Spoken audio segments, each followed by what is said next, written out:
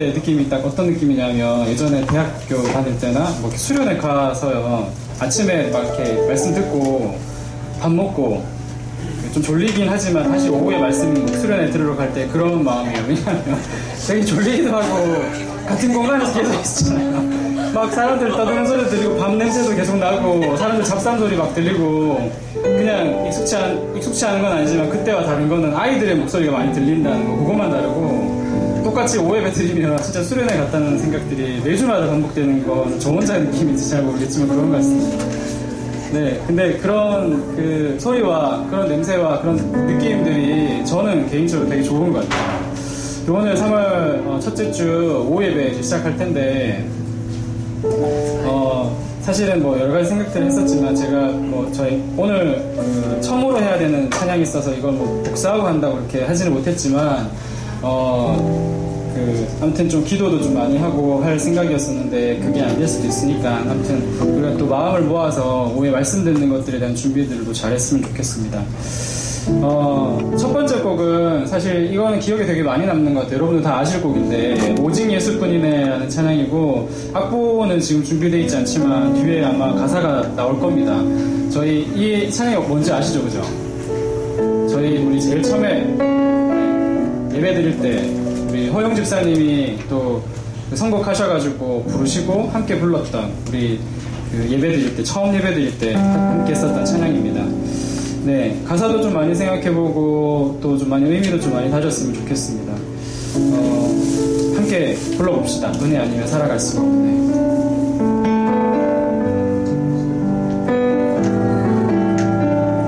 네, 아시니까 다 크게 좀 불러주세요. 같이 함께 합시다.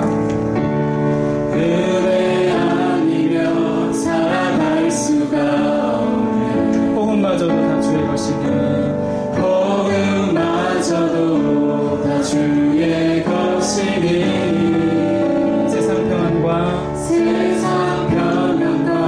위로 내게 없어도 예수 오직 예수뿐이네. 은혜 아니면 살아갈 수가 없네. 은혜 아니면 살아갈 수가 없네. 호흡마저도 다 주의 것이니 세상 평안과 위로 내게 없어도 예수 오직 예수뿐이네. 그 신의 다 볼 수 없고 그 신의 다 볼 수도 없고 작은 고난에 지쳐도 주께 묻기 나의 모든 삶 버티고 견디게 하시네. 은혜 아니면 살아갈 수가 없네.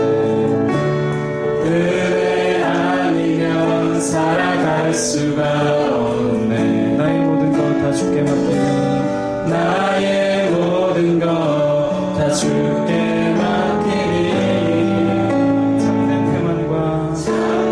평안과 위로 내게 주신 주 예수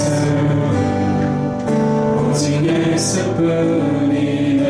한 번 더 합시다. 은혜 아니면 살아갈 수가 없네. 은혜 아니면 살아갈 수가. 눈을 감고 찬양해 봅시다. 제가 가사 불러드리겠습니다. 호흡마저도 다 주의 것이니 세상 평안과 위로 내게 없어도 세상 평안과 위로 내게 없어 예수 오직 예수뿐이네. 오직 예수뿐이네. 크신 계획 다 볼 수 없고 크신 계획 다 볼 수도 없고 작은 고난에 지쳐도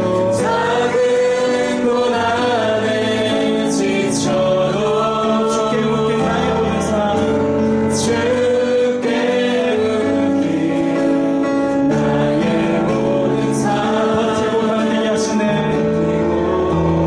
견디게 하시네.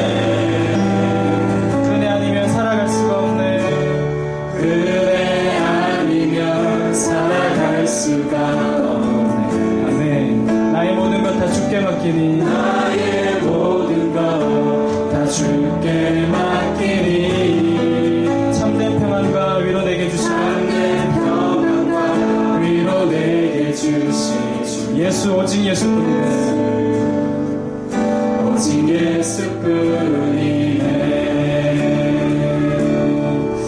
네, 함께 기도합시다. 은혜 아니면 살아갈 수가 없네. 호흡마저도 다 주의 것이니. 우리가 호흡을 하는지 안 하는지 우리는 느끼지 못한 채 호흡을 하잖아요. 그것도 다 하나님 것이라고 얘기하고, 세상 평안과 위로가 내게 없고 하지만 예수뿐이네 라고 합니다. 그리고 그 다음 가사는 크신 계획 다 볼 수도 없고 작은 고난에 지쳐도 죽게 묶인 나의 모든 삶 버티고 견디게 하시네. 은혜 아니면 살아갈 수가 없네. 나의 모든 것 다 주께 맡기니 참된 평안과 위로 내게 주신 주 예수 오직 예수뿐이네. 이 가사를 두고 기도했으면 좋겠습니다. 하루하루 살아가는 것들이 감사하고 행복할 수도 있지만 그것보다는 힘들고 견디기 힘든 날들이 그냥 지금 30대 거의 마지막을 살아가고 있는 저는 좀 그런 것 같아요. 사실 좀 많이 여쭤보고 싶었습니다. 이렇게 눈을 감고 들으셔도 괜찮아요.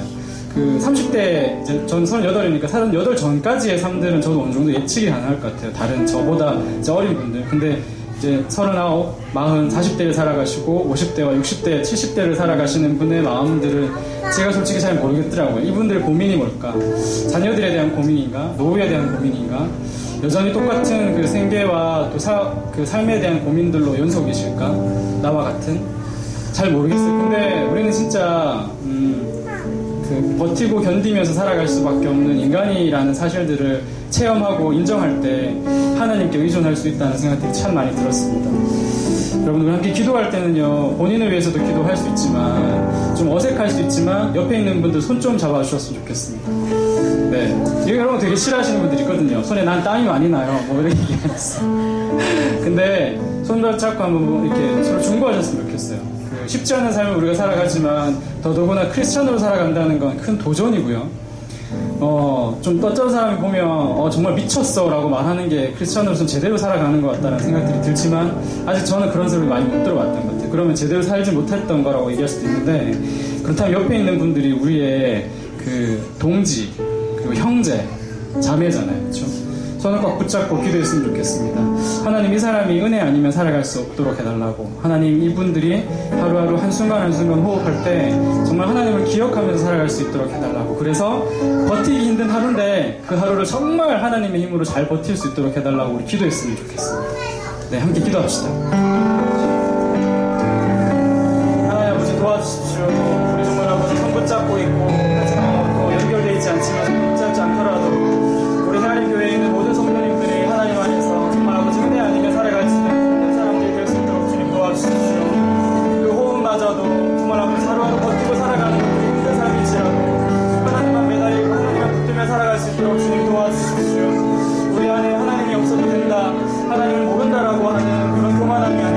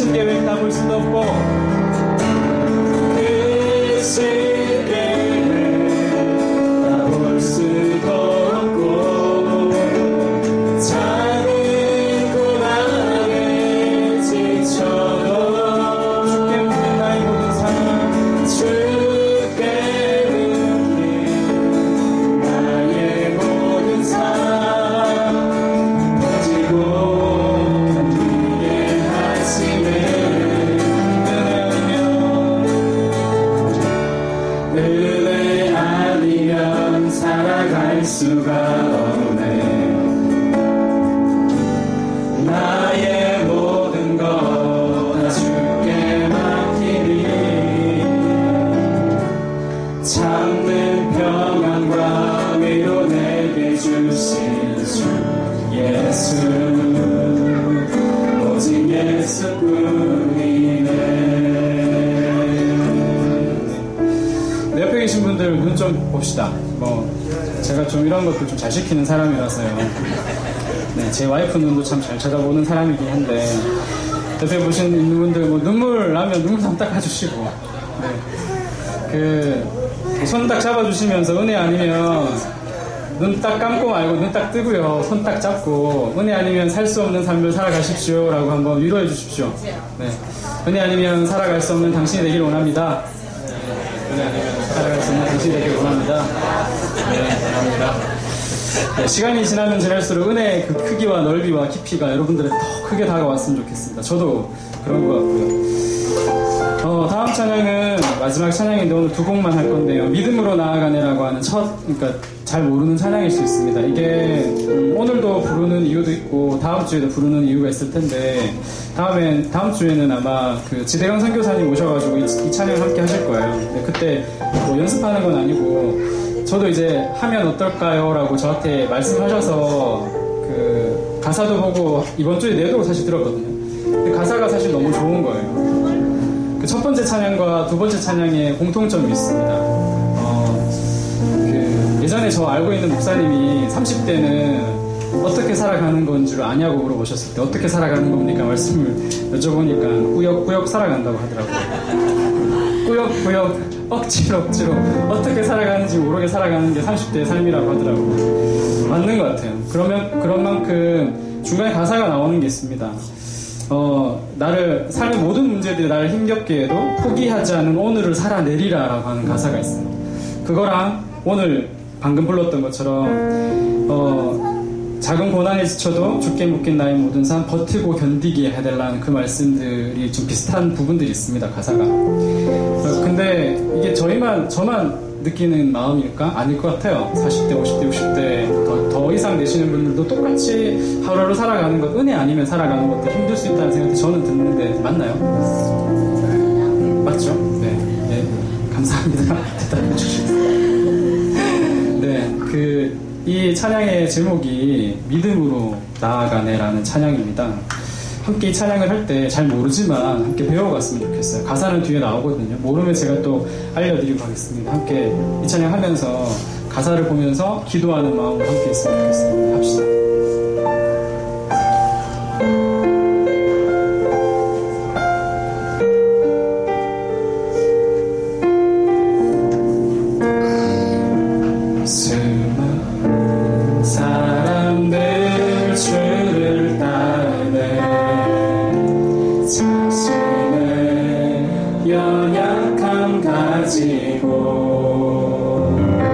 수많은 눈물의 시간 속에서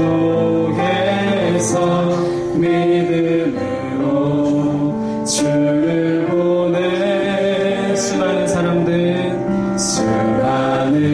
사람들 주를 따르네 자신의 연약함 가지고 수많은 눈물의 시간 속에서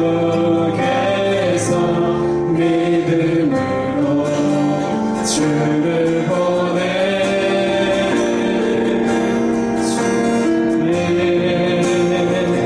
영원한 사랑으로 주의 말씀을 이루시는 주의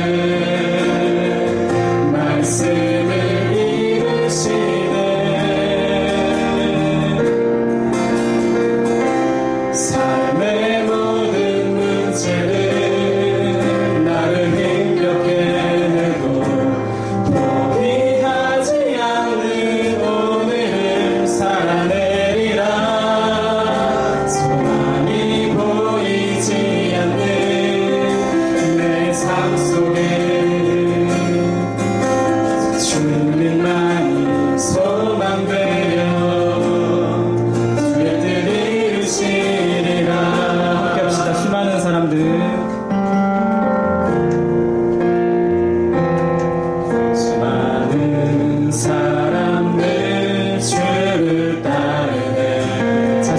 연약함 가지고 연약함 가지고 수많은 눈물의 시간 속에서 수많은 눈물의 시간 속에서 믿음으로 주를 보내 수많은 사람들 주를 따르네 수많은 사람들 주를 따르네 연약함을 가지고 연약함 가지고 수많은 눈물의 시간 속에서 믿음으로 주를 보내 주의 영원한 사랑으로 주의 말씀을 이루시니 주의 말씀을 이루시네 아멘. 삶의 모든 문제들 나를 힘겹게 포기하지 않는 오늘을 살아내리라 소망이 보이지 않는 내 삶 속에 주님만이 소망되어 주의 뜻이 이루신 삶의 모든 문제들 나를 힘겹게 해도 삶의 모든 문제들 나를 힘겹게 해도 포기하지 않는 오늘 살아내리라 소망이 보이지 않는 내 삶 속에 주님만이 소망되어 주님만이 소망되어 주의 뜻이 이루신 한 번만 더 합시다. 삶의 모든 문제들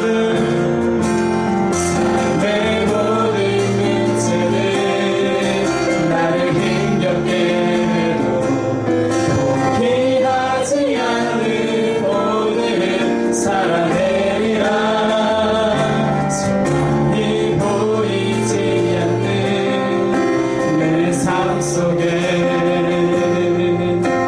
주님만이 소망되어 주의 뜻 이루시리라 함께 기도합시다.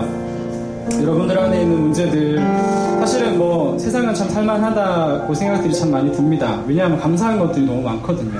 은혜가 너무 많기 때문에 이런 생각을 뭐 너무 센치해질 필요도 없고 감성적이 될 필요도 없는 것 같아요. 하지만 이 세상은 여전히 어둡죠. 지금 뭐 현 시국 이런 거 생각하지 않아도 사실 이 세상은 악한 것 같아요.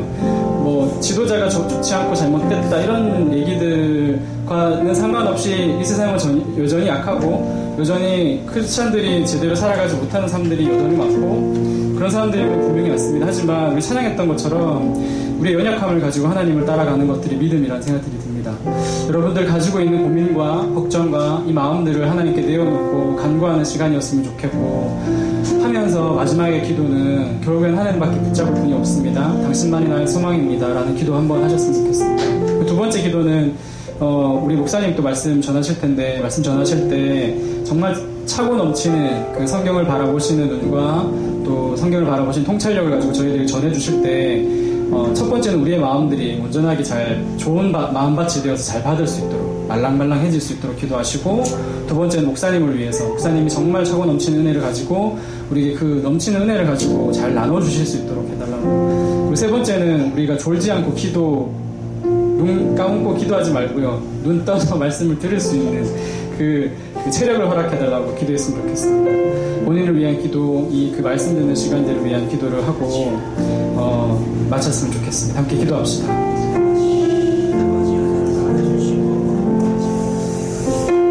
우리의 문제를 하나님께 맡겨드립니다. 주님 도와주시고 잘 해결될 수 있도록 주님 도와주십시오. 그리고 하나님 우리가 말씀 듣는 시간입니다. 말씀 듣는 가운데 하나님을 바라볼 수 있도록 하나님 온전히 기억할 수 있도록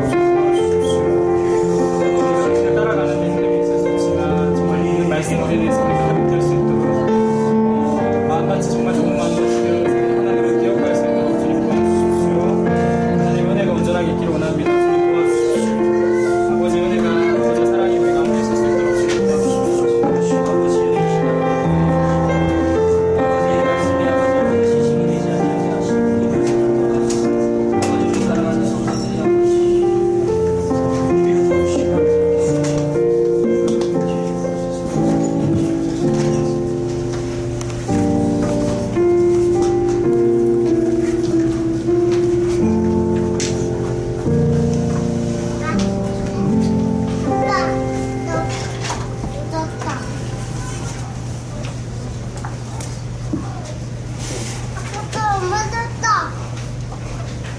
기도하도록 하겠습니다. 하나님 아버지, 이 오후에 참 우리의 육신이 피곤하지만 또 한번 하나님의 말씀 앞에 우리를 세웁니다. 주여, 그저 머리로만 우리가 하나님의 말씀을 공부해 가는 것이 아니라 살아계신 하나님을, 말씀이신 하나님을 더 알아가고 더 가까워지고 더 친해지는 깊은 인격적인 관계로 들어갈 수 있는 우리 헤아린 교회 성도들 되게 하여 주시옵소서. 하나님 아버지, 사람이 전하는 것 같지만은 인간의 모습은 감추어 주시고 하나님을 만나는 시간들 되게 하여 주시옵소서. 우리 주 예수님의 이름으로 기도합니다. 네. 예, 피곤한 오후 2시 30분이 40분입니다.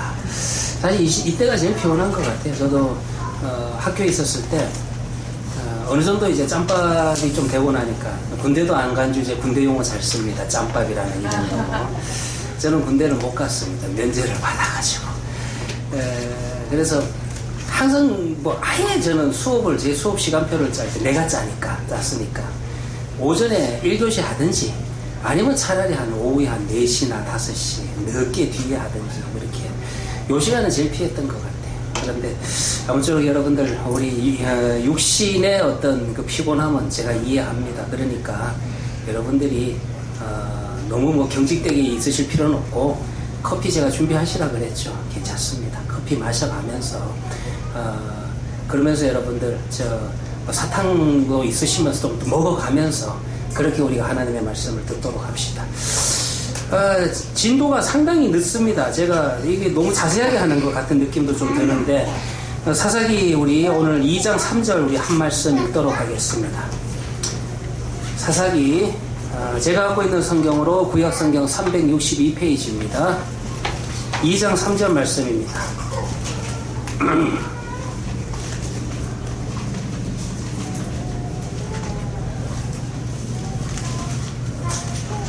우리 다 찾으셨으면은 한 목소리로 공독하도록 하겠습니다. 시작. 그러므로 내가 또 말하기를, 내가 그들을 너희 앞에서 쫓아내지 아니하리니 그들이 너희 옆구리에 가시가 될 것이며 그들의 신들이 너희에게 올무가 되리라 하였노라. 아멘.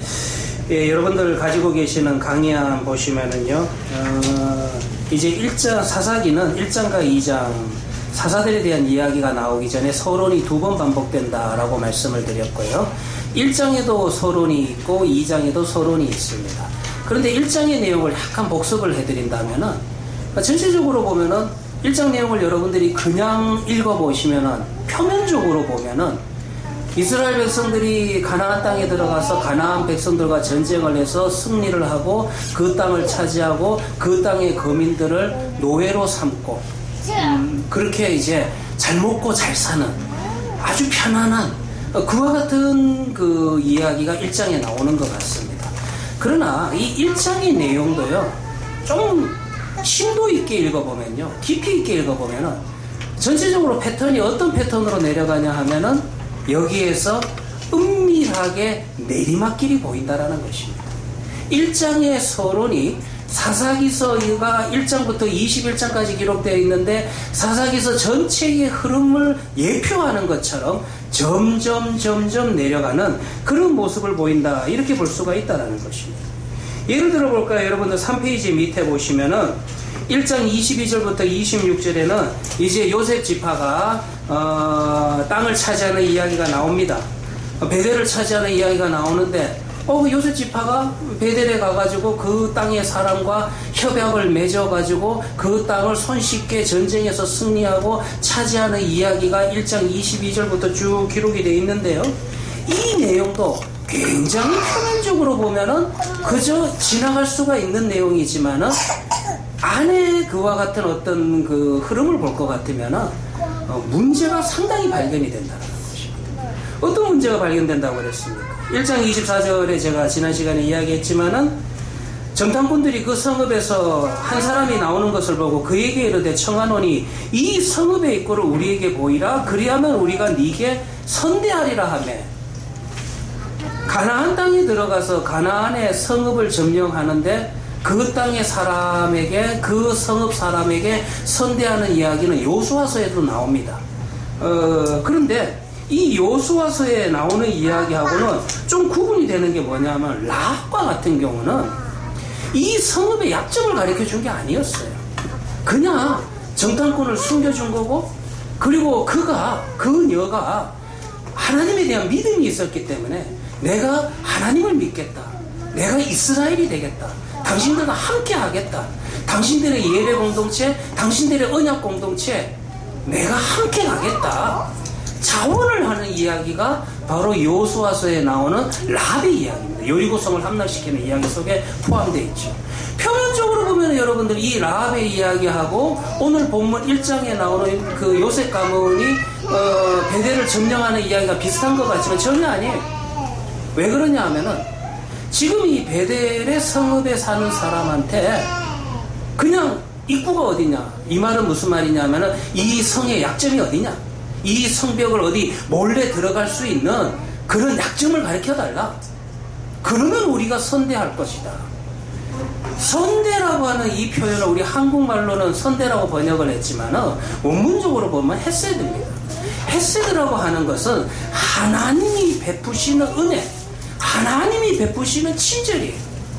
그런데 라합과 같은 경우는 하나님에 대한 믿음이 있었어요. 하나님에 대한 신앙 고백이 있었습니다. 그렇기 때문에 당연히 하나님으로부터 은혜를 받아 누릴 수가 있는 겁니다. 근데 이 경우는 이 사람이 지금 신앙 고백이 있습니까? 이 사람이 지금 하나님을 향한 그 믿음이 있습니까? 그런데 이스라엘 백성들이 자기가 뭐라고, 네가 우리한테 협조를 하면 하나님의 은혜, 하나님의 친절을 내가 주겠다, 선대하겠다, 헤세드를 주겠다. 이거는 여러분들 본인이 여러분들 하나님을 갖고 노는 겁니다. 저도 마찬가지 아닙니까? 저 목사지만은 나중에 여러분들 우리가 믿음 안에 들어오면은 우리가 학습을 받고 세례를 받을 겁니다. 그런데 세례를 베푸는 것은 그 식은 목사인 제가 인도를 하지만은 제가 마음대로 여러분들 세례를 줄 수 있어요? 아니지 않습니까? 세례를 받는 조건에는 하나님을 향한 믿음, 신앙 고백이 있어야지만이 세례를 베풀 수가 있는 거예요. 그런데 내가 여러분들 그런 믿음도 없는 사람에게, 신앙 고백도 없는 사람에게 세례를 베풀 수 있습니까? 그런 은혜를 내 마음대로, 하나님의 은혜를 내 마음대로 줄 수가 있어요? 과거에 우리가 요즘은 좀 한국교회가 그런 일들이 좀 적어졌지만은 80년대 한국교회는 부흥회를 참 많이 했었습니다. 저도 부흥회에서 은혜 받은 적이 있습니다. 그때 이제 부흥회 목사님들, 강사님들 가운데서 흔하게 이제 많이 쓰셨던 그런 표현 중에 하나가 성령 충만 받아라, 이런 이야기를 해요. 의미는 제가 알겠어요. 의미는 알겠지만은 그 문장이 좀 조심은 해야 돼요. 마치 하나님으로부터 오는 그 은혜의 수단, 성령 충만 하나님이 주셔야 되는데 목사인 내가 주는 것처럼 그렇게 여러분들 표현해서는 안 된다는 거죠. 그러니까 그때는 어느 부흥사 목사님의 집회에 가면은 막 역사가 일어난다. 그런 분들 밑에 많이 모이고, 또 그런 분들은 어떻게 보면은 약간 우리가 교만해지면서 성령 충만 받아라 자기가 주는 것처럼 그런 행동들이 나타났다라는 것입니다. 오늘 여러분들 지난 시간에 했던 이야기 약간 복습이긴 하지만 벌써 지금 이 베델 가문이 이 요셉 가문이 베델의 성읍을 취하는 데 있어서 그 사람과 딜을 하는 이 부분이 상당히 여러분들 인간적입니다. 이미 하나님께서 이 전쟁에 대한 승리, 이 땅에 대한 약속은 주신 상태입니다.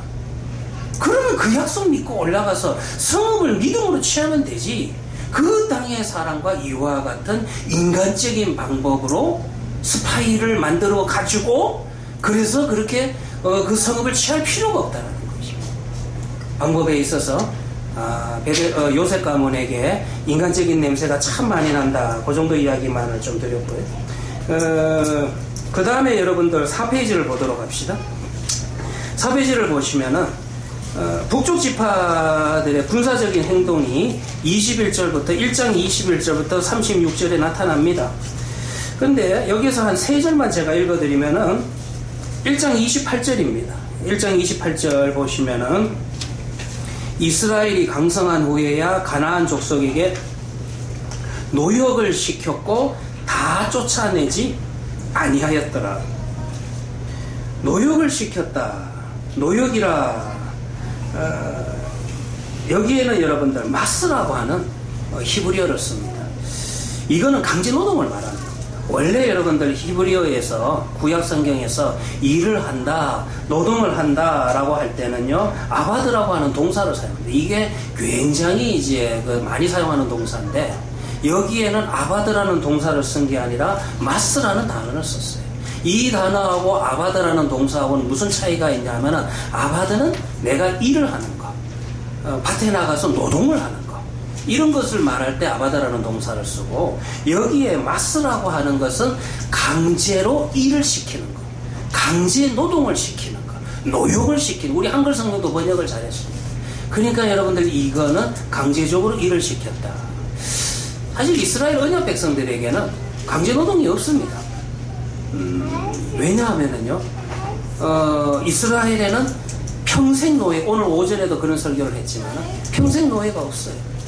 그렇기 때문에 여러분들 노예도 없고 그 전쟁에서 진 사람을 포로로 끌고 와서 그냥 강제적으로 일시키는 그런 강제 노역이 성경 안에는 이스라엘이라고 하는 언약 공동체 속에는 하나님의 방법에는 없습니다. 그런데 이 지금 이스라엘 백성들을 보시기 바랍니다. 사사기에 나타나는 이스라엘 백성들은 가나안 땅에 들어가서 하나님이 약속하신 그 땅을 그 은혜로 받아 누리자마자 하는 행동이 무슨 행동을 하냐 하면은 그 가나안 사람들을 포로로 잡아가지고 강제 노동을 시키는 거예요. 왜 강제 노동을 시켰을까요? 하나님께서 원래 이렇게 하지 말라 그랬어요. 가나안 사람들을 다 쫓아내라 그랬어요. 하나님의 명령은 가나안 사람들을 쫓아내라고 했는데 쫓아내지를 않고 붙들고 포로로 만들고 강제노동시켰다. 우리가 어떻게 생각하면은요 이게 더 인도적인 것처럼 보입니다. 인도주의적으로 보입니다. 아, 쫓아내지 않고 그냥 그 땅에 계속 살게 하고 포로로 만들어가지고 그 땅에서 계속 살고 그 땅에서 일하게 만들었으니까 지금 이 방법이 더 좋은 게 아닌가라고 생각을 하지만 전혀 아니라는 것입니다. 지금 이스라엘 백성들이 이들에게 노역을 시킨 것은 바로 하나님의 명령보다 더 인도주의적인 방법 속에서 노역을 시킨 것이 아니라 이 사람들 가만 보니까 가나안 사람들이 살았던 방식을 보게 된 겁니다. 가나안 사람들의 방식은 뭐냐면 전쟁에서 다른 나라를 점령하고 난 다음에 그 나라 사람들을, 그 나라 거민들을 포로로 잡고 난 다음에 강제노동을 시키는 거예요. 그거 보니까 편하거든요. 좋아 보이거든요. 그리고 노동비 절감되고 좋거든요. 결국 뭡니까? 왜 이런 문제가 생기냐 하면은 하나님의 명령이, 하나님의 말씀이 가려지고 하나님의 말씀이 뒤로 가게 된 결정적인 동기는 결국은 물질에 대한 부분이라는 것입니다. 물질적으로 이렇게 하니까 훨씬 더 풍성한 물질을 거둘 수가 있겠구나. 이 방법이 하나님의 명령보다, 하나님의 말씀보다 훨씬 더 효과적이구나. 그런 생각들을 하게 됐다라는 것입니다. 그래서 이스라엘에는 없는 하나님의 명령을 어기고 하나님의 방식이 아닌 가나안 사람들을 따라서 가나안 사람들처럼 전쟁의 포로를 강제 노역을 시키게 됐다라는 거예요. 우습죠. 하나님의 은혜로 하나님이 주신 약속의 말씀 가운데 주신 그 땅을 받아 누렸습니다. 그러면 그 땅에서 살게 된 이스라엘 백성들은 하나님의 말씀대로 살아야 될 하나님의 거룩한 백성들 아니에요? 그런데 하나님이 주신 그 은혜의 땅에서 살면서 살아가는 방식은 누구를 따라가고 있냐면 전쟁에서 승리를 했음에도 불구하고 하나님의 은혜를 충만히 체험했음에도 불구하고 살아가는 방식은 가나안 사람의 방식이 더 좋더라는 거예요. 그 방식대로 살아가는 거예요. 이것이 노역을 시키게 되는 거예요. 계속 보면은 30절도 마찬가지입니다. 1장 30절에 보면 스불론은 기드론 주민과 나할롤 주민을 쫓아내지 못하였으므로, 이 번역이 잘못된 겁니다. 쫓아내지 못한 게 아니라 정확하게는 뭡니까? 쫓아내기 싫었던 겁니다. 안 쫓아낸 거예요. 가나안 족속이 겟셈에서 그들 중에 거주하였다. 33절 하나 더 볼까요? 납달리는 벳세메스 주민과 베나나 주민을 쫓아내지 못하고가 아니라 다시 한번 이야기하면 뭐가 된다고요? 쫓아내지 못한 척 한 거지 솔직하게는 쫓아내지 않았다. 왜 쫓아내지 않은 겁니까? 하나님의 말씀보다, 하나님이 주신 은혜보다 요게 더 좋으니까. 그 땅의 주민 가나안 족속 가운데 거주하였으나 벳세메스와 베나나 주민들이 그들에게 노역을 하였더라. 강제 노동을 하게 되었더라. 전쟁에서 승리는 이스라엘이 했지만 오히려 살아가는 방식은 이스라엘이 점점 가나안 사람을 닮아갑니다. 지난 시간에 1월달에 제가 이 부분을 계속 좀 강조를 많이 했는데, 그래서 여러분들, 우리는 구원받은 하나님의 언약 백성이지만 그럼에도 불구하고 늘 조심하고 말씀 앞에 우리를 세워야 되는 게, 아직도 우리는 완전히 성화된 몸은 아니거든요. 우리 성화되지, 아직은 하나님의 나라에 들어가기 전까지는 성화된 것은 아닙니다. 그렇기 때문에 여전히 우리 안에 죄성이 있고, 여전히 여러분들, 우리는 이 세상 문화에 영향을 받습니다. 특별히 희한할 정도로 죄성을 가지고 있는 인간이다 보니까 악한 세상의 문화에는 쉽게 빨리 물드는 그런 경향이 우리에게 있다는 겁니다. 그 증거 중에 하나가 뭔지 아십니까? 우리 여러분들 소문 중에 좋은 소문은 듣고 나면 금방 까먹습니다. 신문에 읽다 보면 정말 어느 분이 선행을 하셔서 자기가 청소부를 하시면서도 그 받은 돈을 모아가지고 그래서 불우이웃 돕기 성금으로 내셨다. 그런 기사는요, 미안하지만요, 전화 여러분들이나 보고 나면은 그 다음날 그 사람 이름이 뭐였더라 기억 안 납니다. 그런데 어떻습니까? 요즘에 우리나라가 시끄럽다 보니까 뭐 어쨌든 저렇든 간에 진짜인지 거짓인지는 모르겠지만 대통령에 대한 이런저런 뭐 안 좋은 소문이 신문에 뭐 매일같이 모든 신문에 뭐 탑뉴스로 올라옵니다. 근데 신기한 건요, 휙 스킵하면서 그냥 읽었는데도요, 그거는 왜 그렇게 기억이 저도 잘 나는지, 전 대통령이 뭐 잘못했는지 쭉 꼽으라 하면 10개는 꼽을 수 있습니다. 제가 신문 그렇게 자세히 보진 않았거든요. 근데 사실이 아닐 수도 있어요.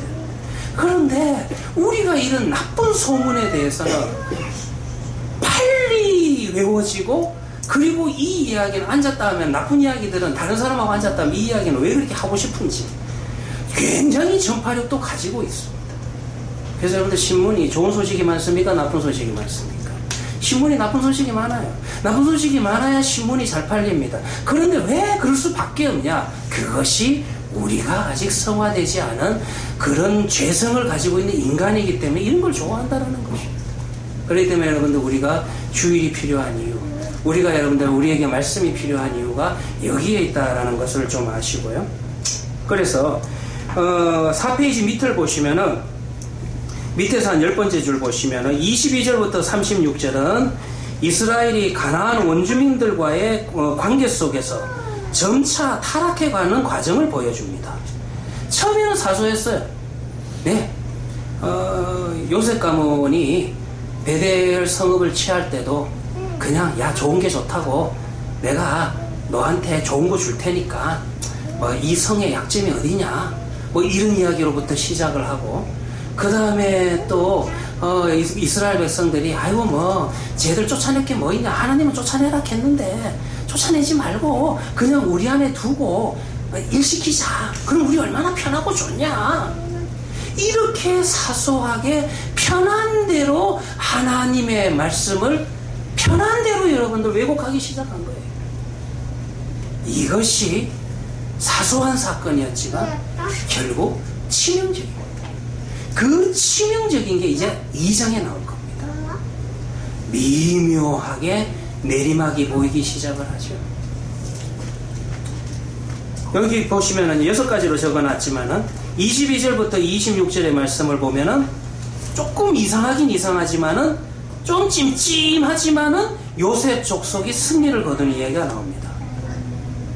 그 다음에 27절과 28절을 보시면 므낫세와 에브라임 지파가 원주민들을 추방하지 않고 지배를 합니다. 추방하지 않고 지배하기 시작해요.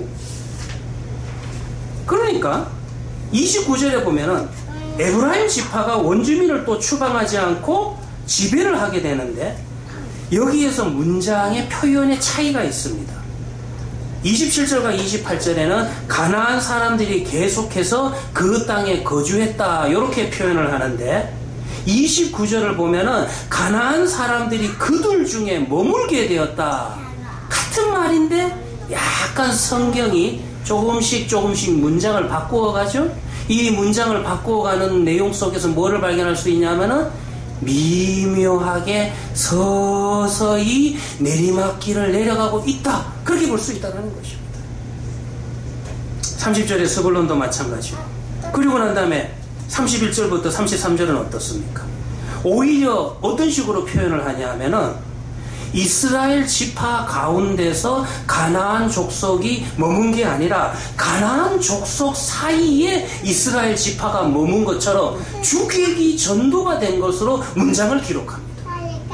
그래서 4페이지 밑에 제일 밑에 줄 5번을 보시면은 아셀과 납달리 지파는 가나안 사람들 사이에 거주했다.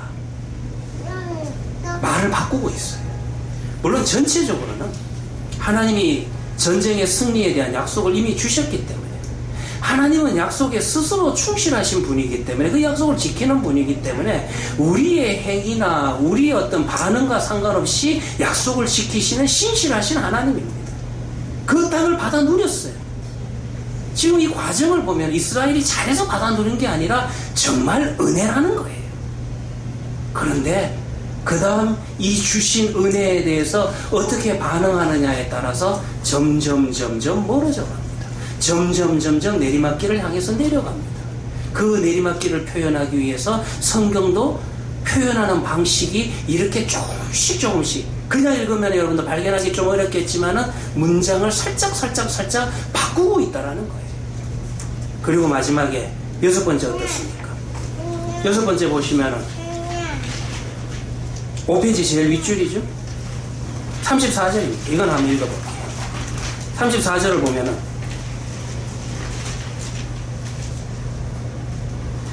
아모리 족속이 단 자손을 단집합니다.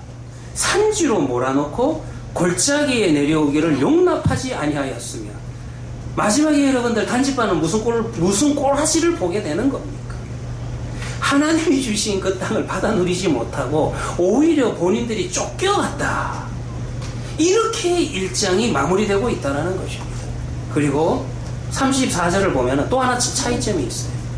지금까지는 1장의 내용을 전개하는 가운데서 계속해서 구절마다 문장마다 주어가 뭐냐면 이스라엘 지파였습니다.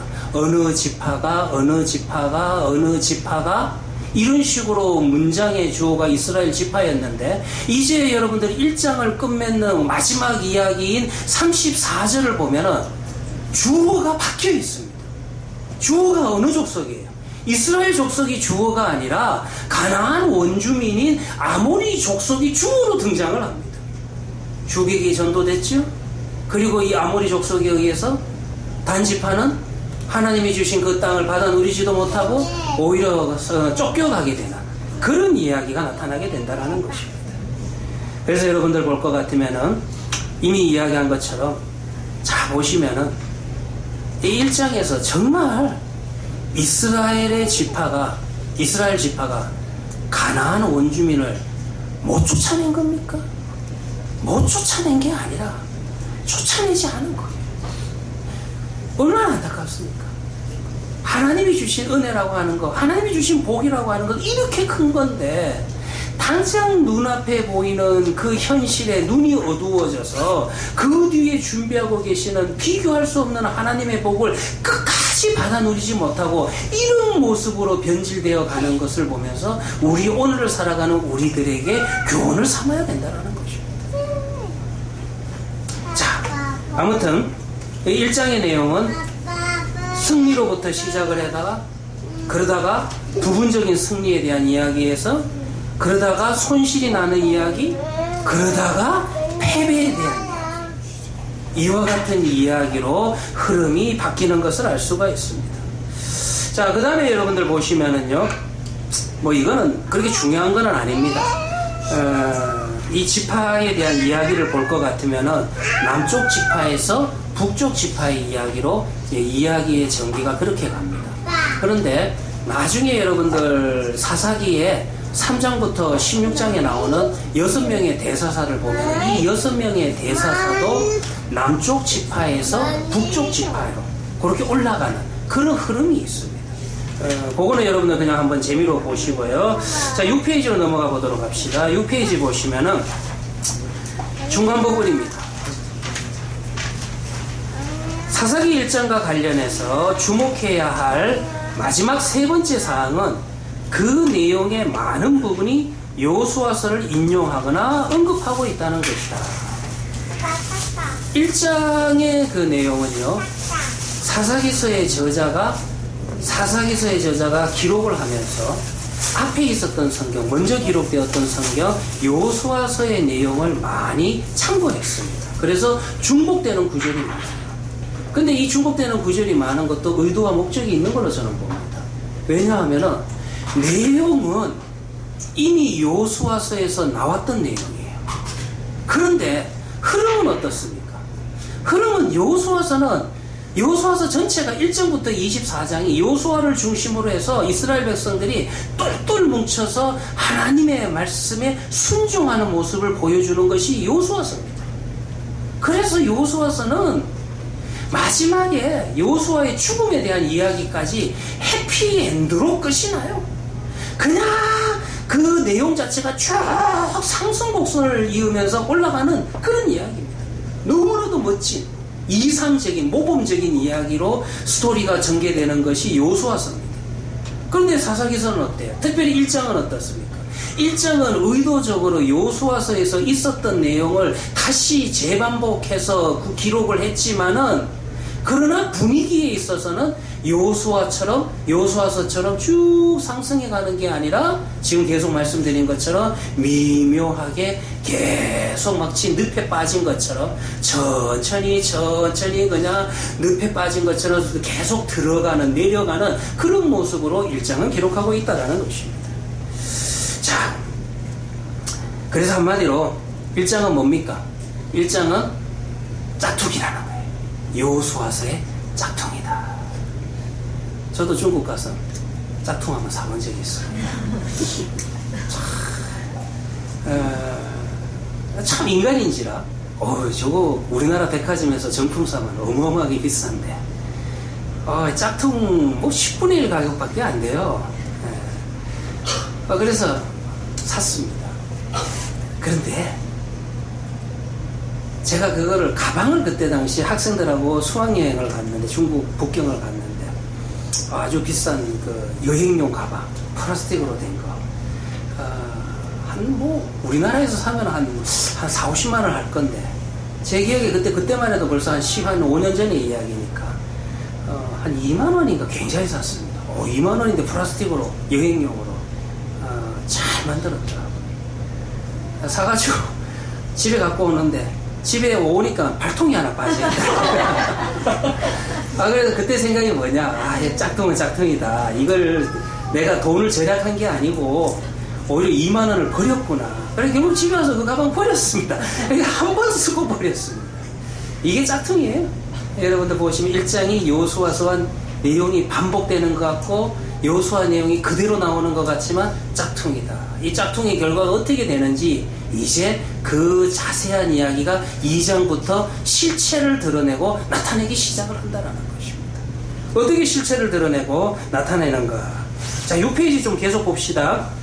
아무튼 그러나 좀 보면은 1장의 내용은 이 모든 사건들을 아무런 설명도 없이 또한 아무런 평가도 내리지 않은 채 그저 서술적인 태도를 보인다. 여러분들 이거를 왜 1장이 부정적인 이야기라는 걸 일반 성도들이 읽을 때 못 찾아내냐 하면은 성경에서 야단치는 내용이 없어요. 1장에서는. 그러니까 잘 넘어갑니다. 근데 왜 여러분들 이렇게 설명도 없고 평가도 없고 그냥 서술적인 태도로 쭉 이야기가 끝나는 게 더 무서운 겁니다. 저도 그렇잖아요. 뭐 우리가 부부싸움 했을 때 제일 힘들 때가 언제입니까? 와이프가 말 안 할 때 제일 힘듭니다. 남편이 제일 힘들 때가 언제 힘드냐 하면은 내가 뭘 잘못했지 좀 이야기해봐 그러면은 와이프가 잘못한 거 없어. 딱 그렇게 이야기하고 방에 확 들어가 버리면 그게 제일 무서운 거거든요. 성경도요 그런 기법을 참 잘 씁니다. 일부러 이런 사건들을 기록하면서 이거 잘했니 못했니 다 이야기 안 합니다. 정말 심각할 때는 그냥 여기에서 이야기를 끝내버려요. 이게 잘했다는 건가 못했다는 건가 이런 소술적인 이야기로 글씨 끝을 내게 되면 평가가 없다고 해서 결코 잘했다는 의미가 아니라는 것입니다. 이제 다음의 문제가 얼마나 심각한 문제로 폭발이 되어서 나타나는지를 보여주는 것입니다. 그것이 2장입니다. 2장에 보면은 무슨 사건이 벌어지냐면 2장 1절이죠. 여호와의 사자가 나타납니다. 기대가 되죠? 여호와의 사자가 뭐예요? 천사 아닙니까? 우리도 평생 예수 믿으면서 하나님의 언약 백성으로서 이 땅에서 참 신비로운 체험을 하기를 소원합니다. 그게 도움이 될 때도 있겠지요.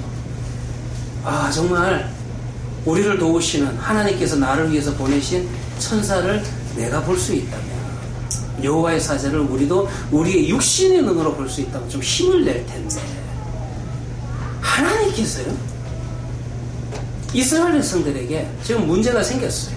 가나안 사람들이 힘이 점점 커지기 시작을 합니다. 그러니까 2장 1절은 이제 2장은 무슨 내용으로 시작을 하냐 하면 하나님께서 여호와의 사자 천사를 보내셨습니다. 무슨 기대가 우리에게 있습니까? 이제 여호와의 사자가 올라왔으니까 여호와의 사자께서 우리의 대적을 다 물리쳐 주시겠구나. 우리를 대신하여 싸워 주시겠구나. 그렇게 생각하지 않겠어요? 계속 읽어볼까요? 2장 1절을 보시면 여호와의 사자가 길갈에서부터 복임으로 올라와 말하다. 근데 복임이라고 하는 것도 여기 지금 이 사건이 일어난 곳이 복임이라는 장소입니다. 근데 원래 이게 지명은 아니었을 거예요. 요때 이제 이 2장의 사건에서 이스라엘 백성들이 여기서 난리가 납니다. 막 울고불고 막 이제 난리가 나요. 그러니까 여기서 막 울고불고 난리 쳤다. 우는 자들이 모였다. 우는 자라는 뜻이 복임이라는 뜻입니다. 그래서 여러분들 아마 이 복임은 원래 지명은 아니었고 나중에 이제 이 동네에서 뭐 난리치고 울고불고 했다 해서 복임이었다. 울었다라는 뜻으로 복임이 된 겁니다.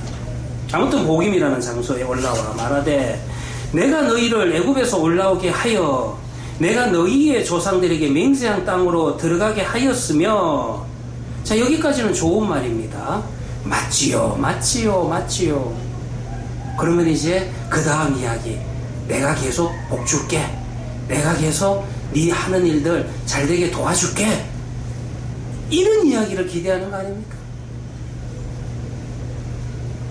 또 내게 이르기를 내가 너희와 함께한 언약을 영원히 어기지 아니하리니 여기까지는 참 좋았는데 내가 너희와 약속한 거 어기지 않을 거다. 그런데 너희는 이 땅의 주민과 언약을 맺지 말며 그들의 제단들을 헐라하였거늘 너희가 내 목소리를 듣지 아니하였으니 어찌하여 그리하였느냐. 놀랍게도 여호와의 사자가 올라와서 야단을 치시는 거예요. 내가 약속을 지키려 했는데 너희들은 왜 약속을 지키지 않느냐. 야단을 치기 시작을 한다라는 것입니다. 2장 2절을 보면은요 여기에서 여러분 우리 좀 숙고해 볼 부분이 있습니다. 2장 2절에 이미 읽어드렸지만은 이 땅의 주민과 언약을 맺지 말라. 요것만 보시면 안 됩니다. 이거를 잘못 보시면 우리 예수 믿는 사람들이 아이고 예수 믿는 사람들은 예수 안 믿는 사람하고 절대 사귀면 안 되는구나. 예수 안 믿는 사람들하고 뭐 그 커피도 마시면 안 되는구나. 과거에 좀 그런 분들이 있었어요. 그래서 교회 안 다니는 사람들과 아예 말도 안 해야 되나. 그렇게 좀 급진적으로 생각하는 기독교인들이 있었습니다. 근데 여러분들 2절에 핵심을 잘 보셔야 돼요. 이 땅의 주민과 언약을 맺지 말라. 여기에 악센트가 있는 것이 아니라 악센트는 어디에 있냐면 뒷문장에 가 있습니다. 그들의 제단들을 헐라. 그러니까 지금 하나님께서 야단치신 거는 너희가 왜 가나안 그 주민들하고 왜 같이 친하게 지내느냐? 이게 지금 포인트가 아니라 어디에 포인트가 있는 거예요? 왜 그들의 신앙을 너희들이 따라가느냐? 여기에다 포인트를 두는 거예요. 이게 여러분들 우리에게 뱀 같은 지혜입니다. 우리 예수 믿는 사람들은요, 뱀 같은 지혜가 있어야 돼요.